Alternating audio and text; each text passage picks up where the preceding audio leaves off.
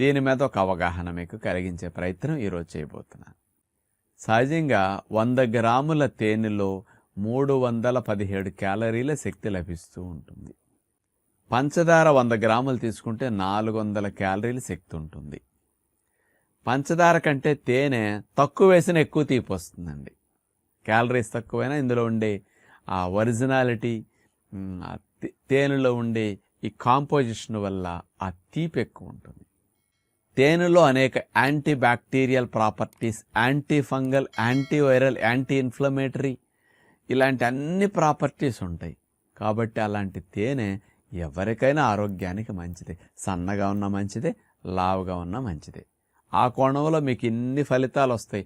ఏదో ఒక ఫలితం, న్యాచురల్ పంచదార వాడే బదులు తేనె వాడాం, ఫలితానికి మంచిది, సైడ్ ఎఫెక్ట్స్ అసలు ఉండవు. కానీ తేనెను ఉదయం పూట వేడి నీళ్ళ